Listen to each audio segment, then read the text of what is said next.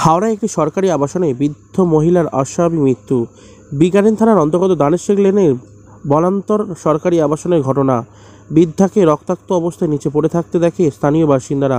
অনুমান আবাসনের উপর থেকে পড়ে মৃত্যু হয় বৃদ্ধার। খবর পেয়ে ছুটে আসে বিজ্ঞানীন থানার পুলিশ। মৃতদেহ উদ্ধার করে ময়না তদন্তের জন্য পাঠানো হয়। স্থানীয় বাসিন্দা থেকে জানা যায়, মৃত বৃদ্ধার নাম অশ্বকন্যা মোদক, ৬৭ বছর বয়স। তিনি তার তৃতীয় স্থলে তার ছেলে এবং নাতি নাতনির সঙ্গে থাকতেন তিনি। পুলিশ জানিয়েছেন, তদন্ত চলছে। ময়না তদন্ত রিপোর্ট আসার পর মৃত্যুর সঠিক কারণ জানতে পারা যাবে।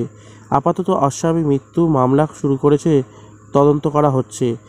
অন্যদিকে এই ঘটনার পর এই পরিবারের এক সদস্য অসুস্থ হয়ে পড়েন। তাকে হাসপাতালে নিয়ে যাওয়া হয়েছে চিকিৎসার জন্য। অশ্বকন্যা দেবীর ছেলে সুব্রত মোদক বলেন, কিভাবে এই ঘটনা ঘটল তা কিছুই বুঝতে পারছেন না তিনি। হাওড়া থেকে চন্দন পল্লী রিপোর্ট, নিউজ লাইন হাওড়া। জিজ্ঞেস করেছে, এবার জানি না কি বলেছে না বলেছে। কিন্তু অসম্ভব ব্যাপার যে যে জায়গায় পড়েছে। হ্যাঁ, এবার কি করে পড়লো ওনার কেউই, ওনার হাজবেন্ড, ছেলে বউ কেউ বুঝতে পারছে না। আমরাও বুঝতে পারছি যে এই দিকে কি করে পড়লেন উনি। বারান্দা থেকে মাথা ঘুরে পড়লে ওই দিকে পড়বে, এই দিকে অসম্ভব ব্যাপার। এক ছাদে উঠতে হয়, এবার সেটাও ইম্পসিবল ওনার পক্ষে।